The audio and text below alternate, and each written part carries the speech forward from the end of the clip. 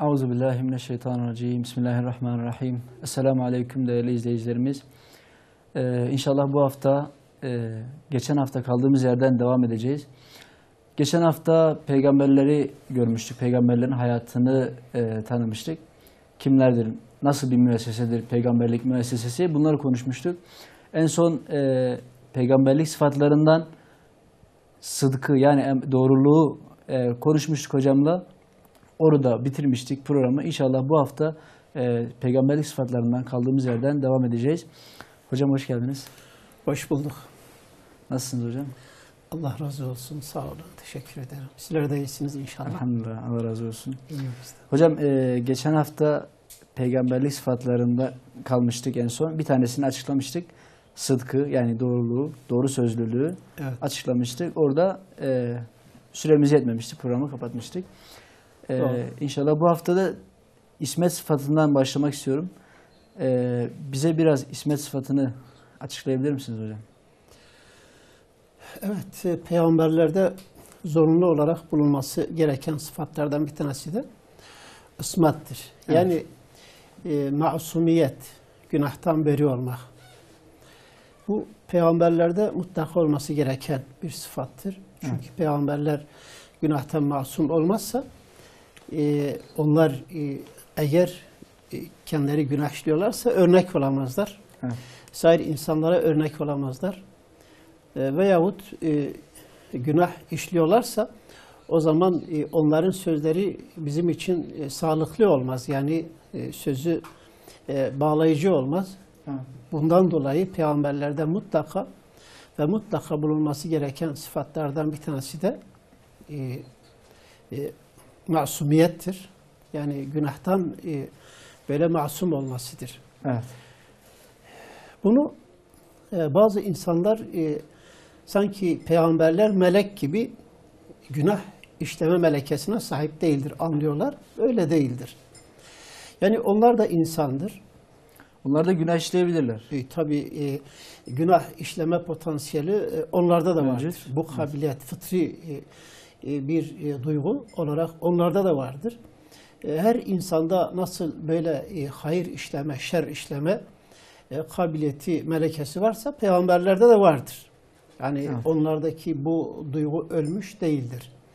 Yani onlar da bir insan gibi yani nefsi zaman zaman bazı şeylere meyledebilir, kötülüğe yönelebilir. Ancak onların nefisleri öyle bir nezihtir ki uyarıldığı anda hemen geri dönebilir. Dolayısıyla peygamberlerin hayatı sıkı bir denetim altındadır. Yani Allah onları özel bir korumaya almıştır. Onlar insan olma itibariyle, yani beşer olma itibariyle zaman zaman günah işlemeye yönelmişler veyahut yanlış yapmaya yönelmişler. Allah Celle Celaluhu onları uyarmış, onları günahtan korumuştur. Ve bu uyarıyı alır almaz hemen yönelip Allah'a istiğfarda bulunmuştur. Tevbe etmişlerdir. Mesela Nuh Aleyhisselam oğlu suda boğuluyor. Tufanda. Oğluna diyor ki gel gemiye bin, bugün kurtulamazsın. Hayır diyor, ben yüksek bir dağa çıkıp kendimi korumaya alabilirim diyor. Ne ediyor? Çocuk gemiye binmiyor. Ve Hazreti Nuh'un bütün ısrarına rağmen çocuk binmeyince bir su dalgası geliyor. Böyle onun gözü önünde oğlunu alıp götürüyor. Tufan bitiyor. Nihayet gemi Cudi Dağı üzerine iniyor. Hazreti Nuh gemiden çıkınca bir de ne görsün? Yeryüzü komple bir sel, bir taşkın yaşamış ve yeryüzünde canlı kalmamıştır yani. Bunu görünce oğlunun kesin öldüğünü anlıyor. Ey Rabbim diyor. O benim ev halkımdandı ve senin vaadin de haktır. Sen vaadinden caymazsın diyor. Bunun üzerine Allah Celle Celaluhu onu uyarıyor. Yani Hazreti Nuh burada, yani sen bana söz vermiştin, ben inananları ve sen ev halkını kurtaracağım. Hazreti Nuh da o benim ev halkımdandı. Yani kurtulmamış olduğu anlaşılıyor. Ve sen vaadin de haktır. Sen bana söz verdin, dedin ki ben seninle birlikte olan inananları ve ev halkını kurtaracağım. Evet. O benim ev halkımdandı. Senin sözün de, vaadin de haktır deyince Allah-u Teala diyor ki senin böyle cahillerden olmaktan seni uyarıyorum. Hakkında bilgin olmayan bir şeyi benden isteme. Böylece Hazreti Nuh'u uyarınca Hazreti Nuh hemen kendine geliyor, toparlanıyor. Evet. Bir evlat sevgisi herkeste vardır. Yani evladının böyle gözü önünde yani yok olması bir anda, yani beşeri olarak Hazreti Nuh da bir insandı yani nihayet. Evet. Evlat acısını görünce o anda kendi duygularına kapıldı ve bunu böyle istedi yani. Allah-u Teala da hemen onu uyardı. İnnehu leyse min ehlik. O senin ev halkından değildi. İnnehu amelun gayru salih. Çünkü o salih olmayan bir ameldi. Yani demek ki salih olmayan bir evlat, salih olmayan bir amel gibidir. Salih olmayan bir ameldi. Salih olsaydı sen ev halkındandı. Dolayısıyla yani buradan anlıyoruz, insanın ev halkı eğer gerçekten onunla birlikte aynı şeyleri düşünüyor, paylaşıyor ise onlar gerçekten ev halkıdır. Yok, yollarını ayırmışlar, Allah'ın düşmanlığına koyulmuşlarsa onlar ev halkı olmaktan çıkıyorlar. Böylece Hz. Nuh'un evladı onun ev halkı olmaktan çıkmıştır. Hz. Nuh burada şunu anlıyoruz, yani Allah'tan uyarı alır almaz hemen toparlanıyor ve istiğfarda bulunuyor yani. Evet. Allah çünkü diyor وَاِذُكَ اَنْ تَكُونَ مِنَ الْجَاهِلِينَ Seni cahillerden olmaktan uyarıyorum seni buyuruyor Cenab-ı Hak. Bu uyarıyı alır almaz evlat her şey unutuluyor. Çünkü yüksek bir yerden yani uyarı alıyor. Emir geliyor yani hemen toparlanıyor. Biz olsak vay evladım vay, peygamberler böyle yüce bir iradeye sahiptirler yani. Bundan dolayı günah işlememiştir. Yine Hazreti Nuh burada. Günah işlemekten masum kalmıştır. Yani Allah'ın emrine karşı gelmemiştir. Bütün peygamberler öyledir. Yani onlar günah işleme melekesine sahip olduğu halde bir günaha yönelmiş. Hazreti Yusuf Aleyhisselam örneğin yani Züleyha denilen o Mısır Azize'nin eşiyle ayet-i kerimede geçiyor. Diyor, o ona meyletti, o da ona meyletti. Fakat Allah aralarına bir engel koydu, onu korudu. Allah o peygamberinin böyle yani buyurun bir gayrimeşru bir işle yani kirlenmesini istemedi. Allah hemen uyardı, korudu. Rivayetlere deniliyor ki Hazreti Yusuf o anda Züleyha'ya böyle kötü bir şekilde bakınca karşısında babasının resmini görmüş. Hazreti Yakub'u onu seyrediyor halde görmüş ve bunu görür görmez hemen çığlık atmış, kaçmış yani. Çığlık atarak kaçmış. Başka bir rivayette, bu rivayetlerin kaynağı İsrailiyattır. Fakat yani bu da Hazreti Yusuf'un o işten kaçtığını, günaha yönelmediğini ortaya koyuyorsa bunu itibara alabiliriz. Onların arasında bir el kalkmış ortaya. Onlar birbirlerine yaklaşmak isteyince aralarında bir el kalkmış. O el kalkınca Hazreti Yusuf kaçmış ve Allahu Teala kilitli kapıları onu açtırmış ve kurtulmuştur. Allah o peygamberi günahla kirletmemiştir. Yani böylece onlar günahtan korunmuşlardır. Bundan dolayı günah işlemişler. Yoksa zaman zaman peygamber dahi günah işlemeye yönelebilir. Çünkü onda da o nefis var, meleke vardır. Yani Hazreti Musa'da da görüyoruz, yanılmıyorsun değil mi hocam? Adam öldürüyor yani bir yumrukla. Evet. Daha sonra hemen tevbe ediyor Allah-u Teala. Yani Hazreti Musa da orada yani bir mazluma yardım ederek o şeyi öldürüyor. Yani bir mazluma yardım ederek onu öldürüyor. Hazreti Musa'nın oradaki işlediği yani bir cinayet değildir. Yani bir katil değildir.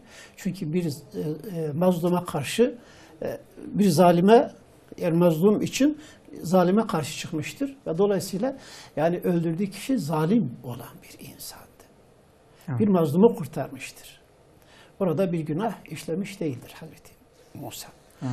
Peygamberler de yani Allah yolunda insan öldürebilirler. Bu bir suç değildir, bu günah değildir.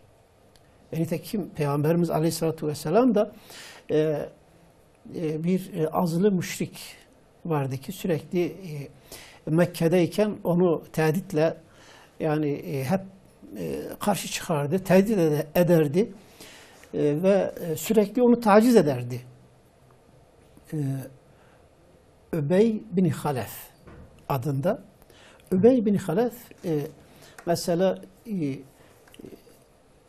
Uhud günü Allah-u Alem hücum ediyor. Geliyor Hazreti Peygamber'e diyor ki bugün eğer sen yaşarsan ben yaşamış olmayayım. Hücum ediyor. Hazreti Peygamber diyor bana bir harbe verin, küçük bir mızrak diyor. Bu azgın diyor beni öldürmeye kastetmiş ve bu gelecek diyor. Ya Resulallah bu sana hayır diyor siz çekilin. Bu geliyor. Hazreti Peygamber uzaktan o harbeyi ona atıyor. Hı.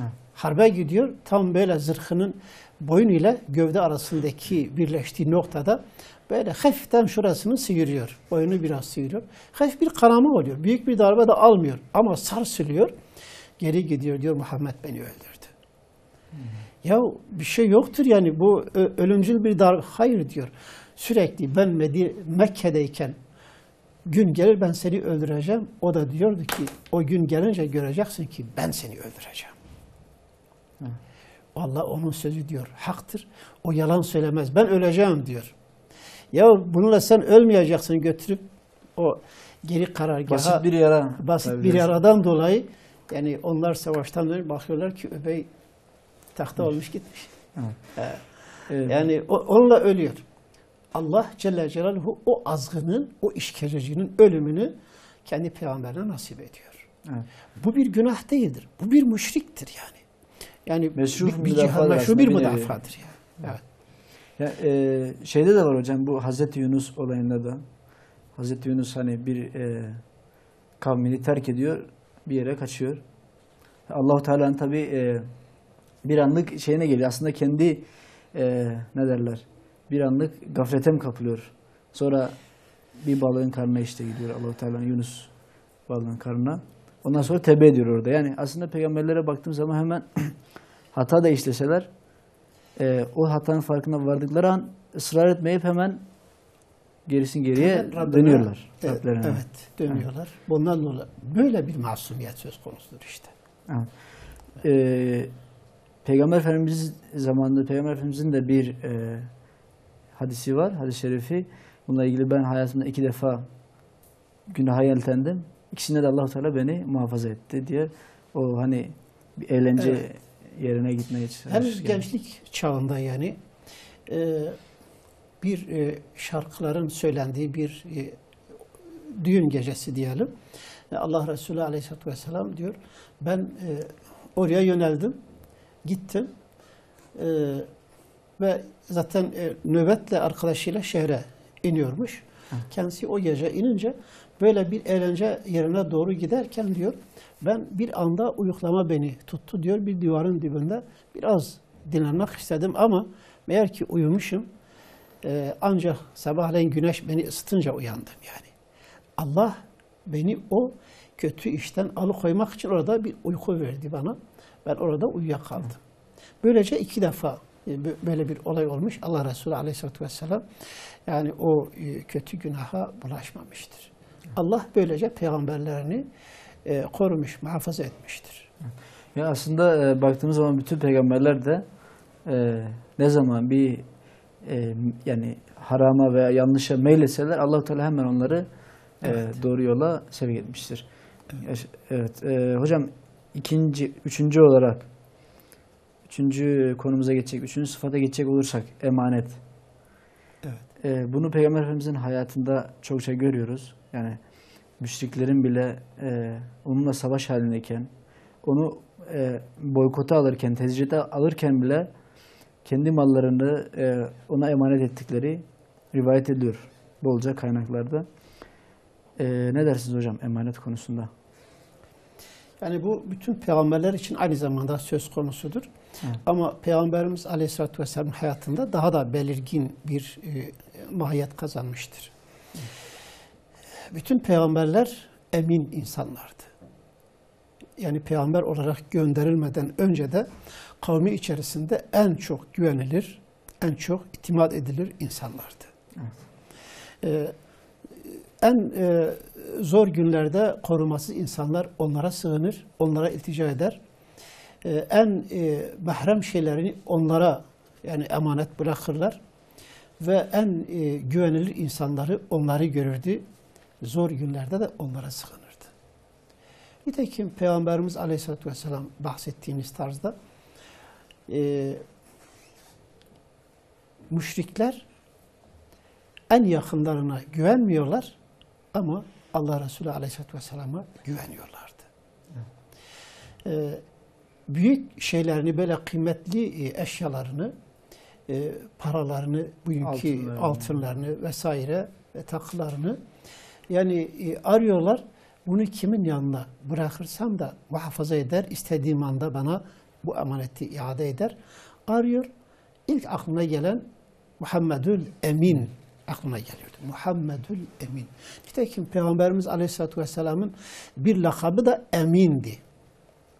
Yani güvenilir. Onu da Mekke eşraf halkı aslında vermişti değil mi bu lakabı hocam? Yani bu ismi onlardan almıştır kendisi.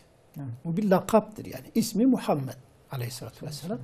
Ama onlar Emin Muhammed. Yani güvenilir, itimat edilir her hususta.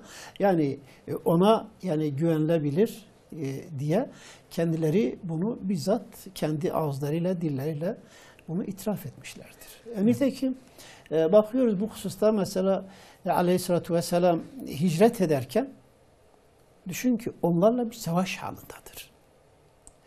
Onlar onu yalanlıyorlar. Yani kötülüyorlar. Tekzip ediyorlar. Öbür taraftan da en kıymetli eşyalarını onun yanına emanet bırakıyorlar. Hı. Şimdi bu emanetler oradaki Müslümanların değildi ya, müşriklerindi. Çünkü Müslümanlar zaten hepsi yoksul, hepsi zayıf insanlar. Sonra hicret edebilenler zaten hicret etmişlerdi yani. Evet. Ama Hazreti Peygamber hicret gecesinde Hazreti Ali'yi kendi yerine bırakıyor ve emanetleri ona teslim ediyor. Diyor ki benden sonra bu emanetleri götürüp sahiplerine teslim ettikten sonra ancak hicret yolculuğuna çıkabilirsin. Ve Hazreti Ali keremallahu vece hicret gecesi onun yatağında yatıyor. Sabahleyin Hazreti Peygamber'in artık hicret ettiği anlaşılınca herkes harekete geçiyor. Benim paralarım ne oldu? Herkes geliyor. Hazreti Ali diyor gelin buraya. Emanetleriniz burada. Muhammedül Emin sıfatının tecellisi orada. Emanetleriniz burada. Emanetlerini alıyor, birer birer teslim ediyor. Dolayısıyla bir taraftan yani onu arıyorlarken düşman olarak bulsalar da belki hayat hakkını bile vermezler. Öbür taraftan da bu insan hicret ederken, onların tabiriyle kaçıp giderken artık ben gidiyorum, zaten onlar bana çektikleri yetmez mi? Bunları da beraberinde götüreyim değil. Bir peygamber bunu yapmaz. Çünkü peygamber emindir yani. Hatta bizim mantığımızda yani harbi olan fıkıh literatüründe de harbi olan bir müşrikin, bir gavurun malı bir Müslümana helaldir. Onunla savaş halinde olan. Ki onlarla savaş halindeydi. İlan edilmiş bir savaş değildi ama yani bir şey vardı, bir mücadele başlamıştı yani. Bir savaş tabii aslında savaş da vardı yani savaş hocam. da vardı. Fiili bir savaş değil ise de soğuk bir savaş vardı yani. Evet. Onlar tarafından ancak Allah'ın peygamberi bunu ilan etmemişti. Onlar savaşı ilan etmişlerdi de o etmemişti. Bununla birlikte Allah'ın peygamberi o emanetlerini kendi yanında götürmüyor. Sahiplerine bırakıp gidiyor. Tabii bunu görenler gerçekten bu insanın ne kadar yüce ruhlu bir insan olduğunu ve hakikaten yani peygamberler layık bir insan olduğunu anlıyorlar. Ama inanmak işlerine gelmediği için inanmıyorlardı. Belki zamanla bu tavır, bu duruş onların birçoğunun hidayetine vesile olmuştur. Nitekim yani çoğu o dönemden sonra Müslüman oluyor Mekke müşrikleri yani. Savaşlarda telef olanlar, müstesna kalanlar nihayetinde Mekke halkı hepsi Müslüman oluyor yani. Müslüman olduktan sonra da Allah'ın Resulüne sımsıkı sarılıyor, bağlanıyorlar yani. Hocam bunu yani Peygamber Efendimizin hayatında gerçekten bariz bir şekilde görüyoruz ama diğer peygamberlere baktığımızda hani doğruluk, yani sıdk, emanet, fetanet, bunların bütün sıfatlar bütün peygamberlerde var. Yani hepsinde var ama özellikle mesela bu eminlik sıfatında aslında diğer peygamberler de emin. Yani kavmine karşı, topluma karşı emin insanlar. Ama görüyoruz ki bütün kavimler hemen hemen peygamberlerini yalancılıkla suçlamıştır. Yani bunu neden yapıyorlar? Bu kavimler neden bunu yapmış? Şimdi bu nefsi bir şeydir. Yani inanmamak için ancak bunu söyleyebilirlerdi. Yani nitekim Peygamberimiz Aleyhisselatü Vesselam hakkında müşrikler yalanlama kampanyasına girince toplanıyorlar. Diyorlar biz ona yalancı dedik, tutmadı. Sihirbaz dedik, tutmadı. Kahin dedik, tutmadı. Şair dedik, tutmadı. Meczup dedik, kadın meftunu dedik vesaire. Hiçbiri tutmadı. Ne yapalım? Bir söz birliği yapalım. Her birimiz aynı şeyi söylersek Mekke'nin dışından, bugünkü tabirle taşradan gelenler için mantıklı olmaz. Diyecek ki bunlar nefsi ama söz birliği yapalım, etkili olsun. Yani bir şey üzerine karar kılalım. Toplanıyorlar ve bunu görüşüyorlar. Velid bin Mughire denilen o günkü Mekke'nin en ileri gelenlerinden, en tepedeki insan diyebiliriz o gün ona. Yani Velid bin Mughire diyor ki, söyleyin bakayım, siz ne düşünüyorsunuz? Onlar diyorlar ki biz diyeceğiz ki bu sihirbazdır. Evet. Yani hayır diyor. Muhammed'in sözü sihire benzemiyor. Çünkü diyor sihir bazen doğru çıkar, bazen yanlış çıkar. Ama Muhammed'in söylediği her şey doğru çıkıyor. Bu biz tutmadı diyorlar. Bu tutmadı. Bak kendi aralarında bunu konuşurlarken aynen böyle konuşuluyor yani. Diyorlar biz diyeceğiz ki bu kahindir. Kehanetten cin ona haber getiriyor. Ve dolayısıyla yani o böyle gaybden konuştuğu bir takım şeyler varsa işte yani kehanetten söylüyor. Hayır diyor. Kahinler saçmalıyor. Bu meczuplar bazen böyle boğuluyor, kendinden geçiyor. Diyor Muhammed'de böyle bir şey yoktur diyor. Bunu ispatlayamazsınız. Biz diyeceğiz ki bu yalan söylüyor. Yani siz ona güvenmeyin. Yalancının tekidir. Diyor siz de hepiniz biliyorsunuz ki Muhammed bugüne kadar hiç yalan söylememiş. Yani bunu ispatlayamazsınız. Çünkü bunu da şöhret bulmuş yani. Hasılı ne söylüyorlar? Velid hiçbirini kabul etmiyor. O zaman diyorlar ki ey büyüğümüz sen söyle. Sen söyle ki biz de senin dediğini yapalım. Düşünüyor. Müddessir suresinde geçiyor. İnnehu fekkara ve kader. Diyor o tefekkür ettiği bir takdirde bulundu. Sümme fekkara ve kader. Sonra tefekkür ettiği bir daha düşündü. Böyle düşünüyor böyle. Plan kuruyor. Acaba ne desek tutabilirim. Böyle.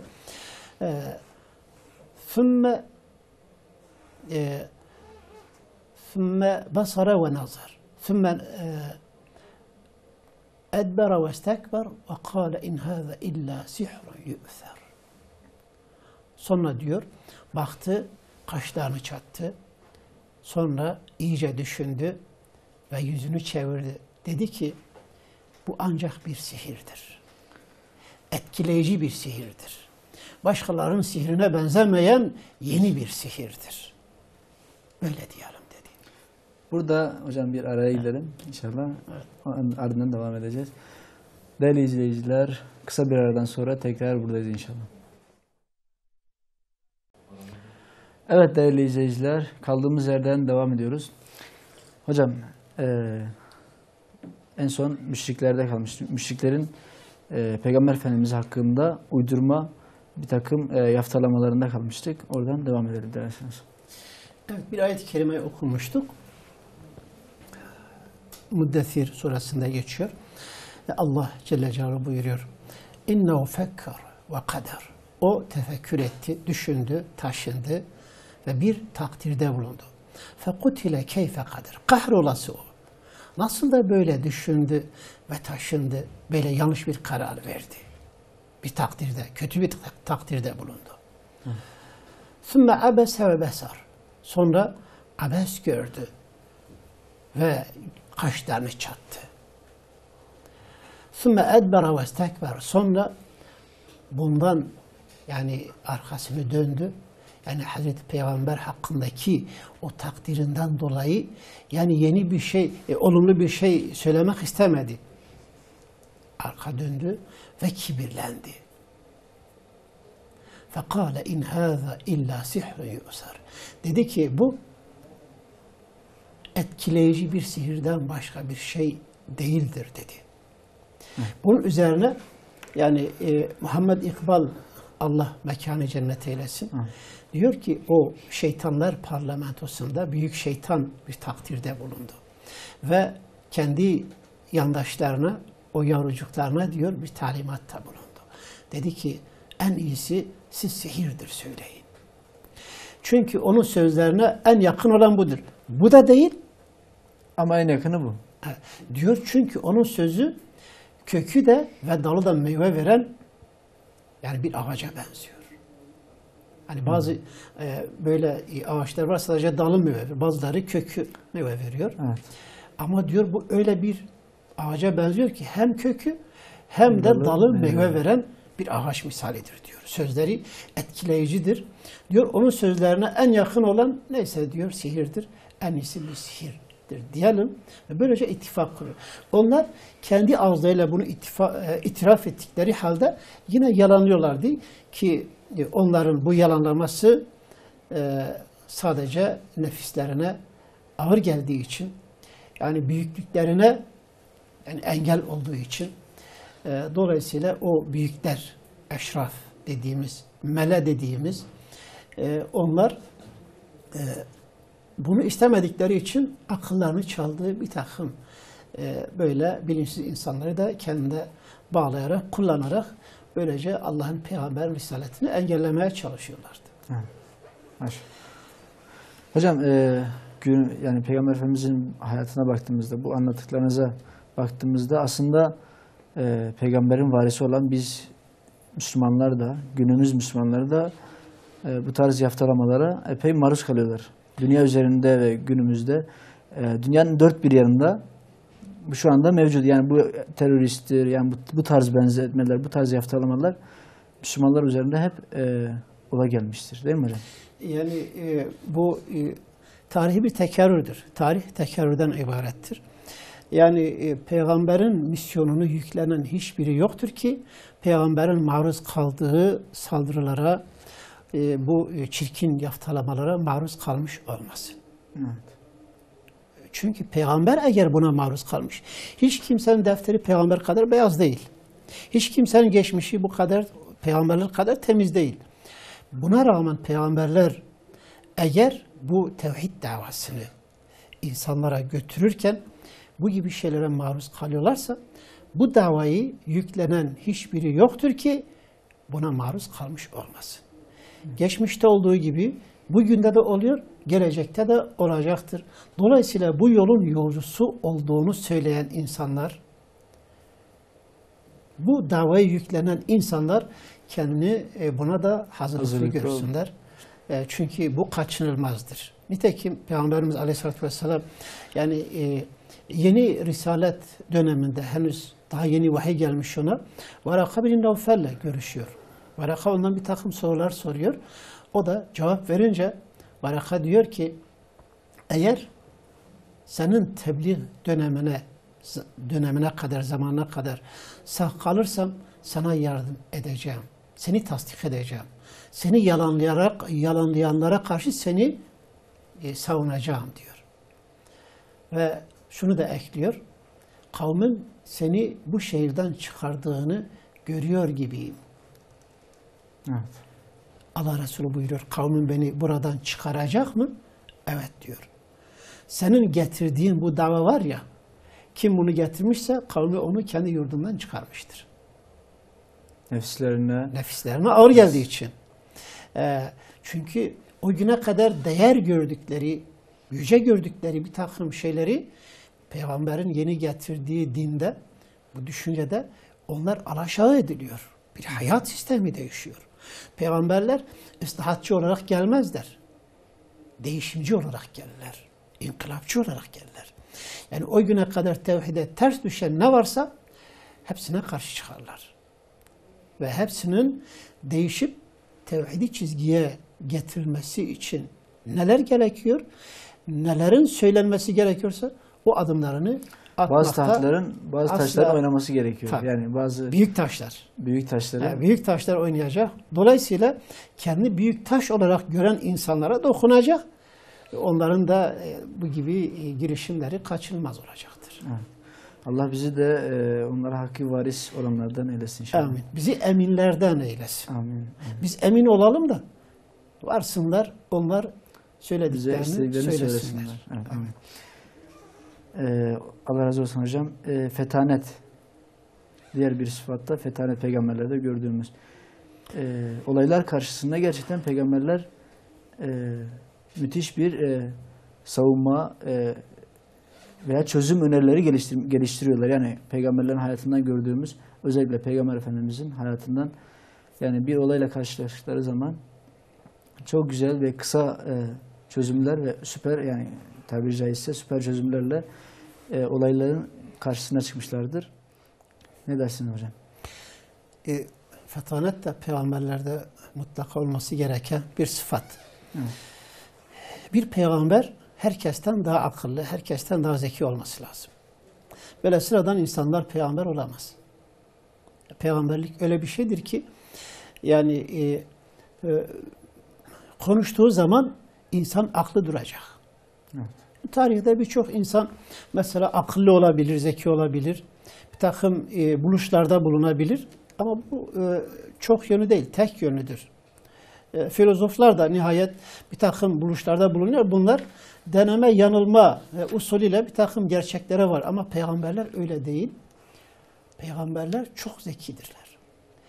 Daha herkesin göremediği ilerideki gelişecek olayların nihayet akıbetini görüyor gibiydiler. Allah tabii ki onlara gayb ilmini de veriyor, onunla da destekliyor. Ama yani süper zeki olmaları gerekiyor.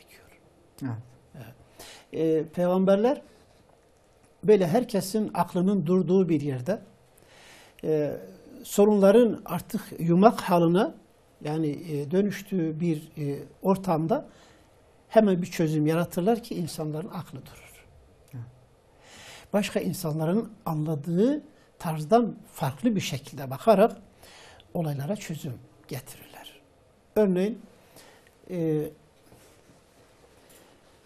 Hazreti İbrahim Aleyhisselam putları kırmakla suçlanıyor. Evet. Ve İbrahim Aleyhisselam mahkemeye çekiliyor. Meydan mahkemesinde. Herkes toplanmış. Artık putların intikamı İbrahim'den alınacak. Acaba İbrahim'i nasıl sorgulayacaklar? Nasıl cezalandıracaklar? Herkes buna tanıklık ediyor. O günkü zalim Nemrud'un sorgucuları soruyorlar. Sen mi bunu ilahlarımıza yaptın ey İbrahim? İbrahim Aleyhisselam yalnızdır, tek bir şahıs.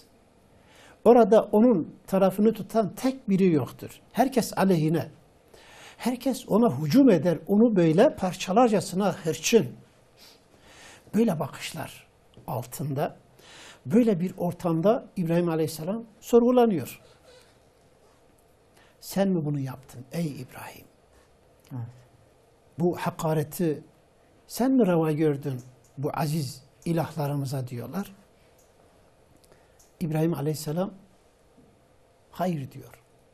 O büyüklerine sorun. Belki o size cevap verir. Belki o yapmış olabilir. Evet. İbrahim ben yapmadım demiyor. Diyor. Hayır diyor. O büyüklerine sorun. O yapmıştır. Rivayetlere deniliyor ki İbrahim Aleyhisselam o suç aleti olarak kırdığı baltayı var ya, onunla putları kırmış olduğu baltayı da götürmüş büyük putun boynuna asmış yani. Suç aleti de onun boynuna asılı dururken ne diye benden soruyorsunuz? Kim gördü? Gören var mı? Yok. Bunun bir emaresi var mı? Yok. Sadece birileri demişler ki geçmişte daha önce İbrahim denilen şahsın bunları sürekli diline doladığını ve ben onlara bir tuzak kuracağım dediğini söylüyorlar. Ve İbrahim Aleyhisselam böyle bir ortamda diyor ki ona söyleyin. Bir anda yani diyor eğer konuşuyorlarsa onlara söyleyin. Eğer konuşuyorlarsa onlara söyleyin. Evet. Şimdi bir anda kilitleniyorlar. Onlar da biliyorlar ki put konuşmuyor. He? Evet. Düşünüyorlar, taşınıyorlar. Sen de bilmiyor musun ki onlar konuşmuyorlar. Kendi kendine itiraf ediyor He? aslında. Kendi kendine yalanlıyor. Yani sen de bilmiyor musun ki onlar konuşmuyorlar. Böylece bir gerçeği kendileri itiraf etmiş oluyorlar. Böylece bir tuzağa yakalanıyorlar. Ve bu defa Hazreti İbrahim atağa geçiyor. Demek ki siz onların bu kadar aciz olduğunu biliyorsunuz. Bunu bildiğiniz halde ne diye onlara tapıyorsunuz? Evet. Yani kendini koruyamayan, konuşamayan şu cansız, ruhsuz şeylere ne diye tapıyorsunuz? Yuh size ve sizin taptıklarınıza diyor. Evet. Bunlar bir cevap bulamıyorlar. Bir anda böyle yani şaşkına dönüyorlar.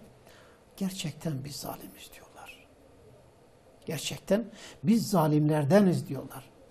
Yani böyle hakikaten yani büyük put konuşmuyor. Kırılanlar da konuşmuyorlar. Hepsi dilsiz. Hepsi dilsiz, ruhsuz. Bir uyanıyorlar. Geçici bir şekilde sanki böyle bir yani ışık geliyor onlara. Uyanıyorlar fakat yani iblis lain veyahut oradaki iblisler hemen imdada yetişiyorlar. Diyor ilahlarınıza yardım edin. İlahlarınıza yardım. Bu tabi de çok garip tabi. Yani ilahtır. Başkalarının yardımına muhtaç bir ilah. Fensuru alihetekum. İlahlarınıza yardım edin. Şu İbrahim denen şahsın dediğinin etkisinde kalmayın diyor. Ve bunlar tekrar toparlanıp İbrahim Aleyhisselam'ı yakalıyorlar. Nihayet olay uzun. Şimdi İbrahim Aleyhisselam burada yani aslında sanıktır. Yargılanırken yargılandığı masada, yerde kendisini yargılayanları yargılıyor yani. Evet. Bir anda böyle sanık olmaktan çıkıyor, yargıç konumuna geçiyor. Onları, düşüncelerini, iddialarını hepsini kendisi bu defa yalanlıyor. Sorguluyor yani. Hem de cevap verme imkanları kalmıyor yani. İşte peygamberler böyle bir hem cesaret sahibi hem de güçlü irade sahibi ve bir de fetanet sahibidirler.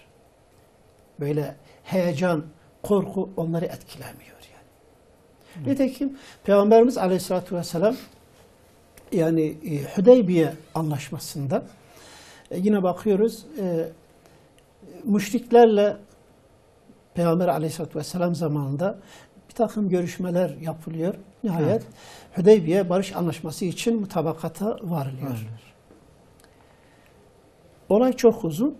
Anlaşmanın şartlarından bir tanesi de yani o güne kadar hicret etmemiş olan Müslüman olup da hicret etmemiş olan Mekke'de olan Müslümanlar o günden sonra hicret edip Medine'ye gitseler sahipleri de gidip onu geri isteseler onu Hazreti Peygamber geri vermek zorundadır. bunu kabul ediyor. Bu duyulunca müşrikler tarafının sözcüsü Süheyl bin Amr kendisi orada imza yetkisine sahip. Onun oğlu Ebu'l-Cehem'den Müslüman olmuş. O da gelmiş orada bekliyor. Henüz hicret de etmemiş. Eyvah diyor, benim hayatım gitti. Ben demek ki hicret edemem. Ve feryat ediyor. Müslümanlar beni kurtarın. Babam beni bir daha Mekke'ye geri götürmesin. Süheyl hemen yakasından tutuyor. Zaten bu maddeyi sen için koydum diyor. Sen kaçmayasın. Gitsen dahi seni gelip rahat bir şekilde getirebileyim. Ve Ebu Cehil feryat ediyor. Bütün sahabe cemaati böyle galeyana geliyor. Ya Resulallah, biz bu kardeşimizi nasıl onlara teslim edeceğiz? Allah Resulü Aleyhisselatü Vesselam Ebu Cehil'e geliyor. Diyor sabret. İnşallah. Umut ederim ki Allah yakında sana ve senin gibi olanlara bir kapı açacaktır. Ve siz rahatlayacaksınız. Onu teselli ediyor. Anlaşmayı bozmadan onu müşriklere teslim ediyor. Bir de emanet burada da ortaya çıkıyor. Sözüne sahip çıkmak. Henüz metin imzalanmamış olsa bile Peygamber madem ki bunun sözünü vermiş, bunu kabul etmiş, sözlü olarak kabul etmişse mesele bitmiştir. Ve onu onlara teslim ediyor. Olay uzundur. Allah-u Teala ona da onun gibilerine de nihayet bir hayır kapısını açıyor. Ancak bu mesele birçok sahabinin kafasını kurcalıyor. Özellikle Hazreti Ömer. Karıştırıyor. Değil mi hocam? Hazreti Ömer geliyor, ya Resulallah diyor. Bizim dinimiz hak, onların dini batıl değil mi? Evet diyor. Biz şimdi Allah yolunda savaşırsak, ölsek, biz şehit, onlar ölseler yani kafir olarak cehenneme gitmeyecekler mi? Evet diyor, doğrudur. Biz ölsek Allah yolunda cennete, onlar ölseler cehenneme gidecekler. Öyleyse diyor, nedir bu zilleti kabul ediyoruz? Hazreti Peygamber sadece bir tebessüm ediyor, hiçbir şey söylemiyor. Hazreti Ömer bir şey diyemiyor yani. Hatta yani anlaşma bitiyor, Hazreti Peygamber emrediyor, herkes kurbanlarını kessin. Artık beraberinde getirdiği kurbanlıkları kessin ve ihramdan çıksın. Kimse buna yanaşmıyor. Allah Resulü çok zor durumda kalıyor. Burada sıkılıyor. Allah'ım bu nedir? Eshabım bana isyan mı edecek? Ümmü Seleme diyor ki, ey Allah'ın peygamberi, sen önce kurbanı kes, ihramdan çık. Onlar da sana bakarak bunu yapacaklar. Ve öyle yapıyor.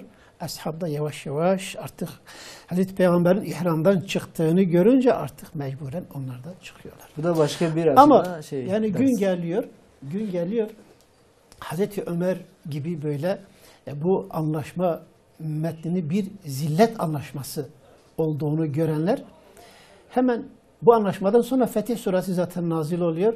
Zamanımız herhalde az kaldı. Fetih Suresi nazil oluyor. Bunun bir zafer olduğu ilan ediyor Allah Resulü Aleyhisselatü Vesselam. Nitekim gün geliyor, müşrikler tarafı gelip bu maddeyi kaldırmak istiyorlar da Hazreti Peygamber kaldırmıyor. İşte bunu görmek. Bunu görmek Hazreti Peygamber nasip olmuş. Hazreti Ömer gibi bizim çok dahi gördüğümüz bir insan dahi bunu göremiyor. Nitekim Hazreti Ömer bizzat kendisi söylüyor. Yani müşriklerin elçisi gelip Mekke'de Allah Resulü'nden bu maddenin kaldırılmasını isteyince ve Allah Resulü de hayır biz bir kere anlaşma yapmışız, bunu bozmayacağız. Biz anlaşmamıza bağlıyız deyince diyor ben düşündüm. Demek ki biz yüzeysel olarak düşünüyoruz. Ömer'e ne lazım ki Allah'ın peygamberin işine karışır? Eğer ben o işin üzerinde düşseydim belki helak olabilirdim. Yani Hazreti Ömer istiğfar ediyor. Hatta bunun için bir müddet oruç tutuyor. Bir müddet oruç tutuyor ki Allah bunu o yaptığı şeye kefaret eylesin. Hasılı peygamberlerin yani fetaneti hakkında örnekler çok. Peygamberler süper zeki insanlardır. Allah'ın onlara verdiği zekadan insanlar içerisinde en çok zekasını, aklını kullanan insanlardır. Allah her insana akıl vermiş fakat her insan aklını kullanmasını bilmiyor. Ama peygamberler bunu biliyorlar Ne zaman, nerede Allah kullanacaklarını. kullandırıyor onlara.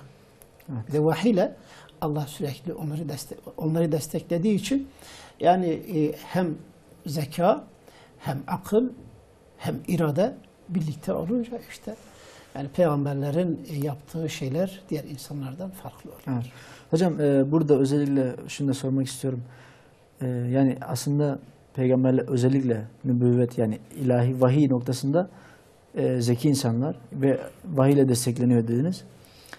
Diğer taraftan özellikle dünyevi işlere baktığımız zaman dünyevi işlerde peygamberlerin onca yani akıllarına, onca zekalarına rağmen sahabelerine danıştığı görülüyor. Yani Peygamber Efendimiz'de özellikle bu apaçık çok örnekleri var. Örneğin Hendek Savaşı'nda mesela Peygamber Efendimiz işte Medine'yi nasıl muhafaza edelim diye sahabeleriyle istişare ediyor. Yani şöyle yapalım da tamam böyle yapılacak kesip atmıyor. Yani onda nasıl bir şey var? Dünyevi işlerde peygamberler kendi ashabıyla beraberinde ona söz vermiş olan insanlar, ona biat eden insanlarla çok kere danışmışlardır dünyevi işlerde. Bir konuda eğer vahiy gelmişse zaten peygamberin dahi o vahye uymaktan başka bir seçeneği yoktur. Evet. Ama yani böyle bir durum yok ise ve o dünyevi işlerden herhangi bir iş ise o işle ilgili Peygamber Aleyhisselatü Vesselam zaman zaman ashabına danışmış, onların fikirlerini almış. Yani bazı şeyleri doğru olduğunu bildiği halde onların fikrini alarak onları da işin içine yani böyle katma bir siyasetini takip etmiştir. Bu da güzel bir yöntemdir, bir metottur. Yani Allah Celle Celaluhu ona zaten ve şavirhum fil emr. Emir konusunda yani sevk ve idare, yönetim konusunda onlarla istişarede bulun. Bu demektir ki demek ki istişare dediğimiz olay alttakilerin sürekli üsttekilere danışması değil. Üsttekiler de alttakilere danışır. Allah Celle Hazreti Peygamber diyor ki sen onlara danış, onlarla istişare et. Onların fikrini al. İstişare eden aldanmaz buyurmuş Aleyhisselatü Vesselam. Yani bununla birlikte dünyevi işlerde de peygamberler yine bütün insanlardan daha zekidirler. Yani peygamberlerin hayatına baktığımız zaman yani birçok şeyin mucidi peygamberlerdir. Evet. Yani Hazreti Adem Aleyhisselam'ın çiftçiliği, insanlar ondan çiftçiliği öğrenmiş. Hazreti Davud Aleyhisselam'ın demirciliği, Hazreti Davud zırh yapardı yani.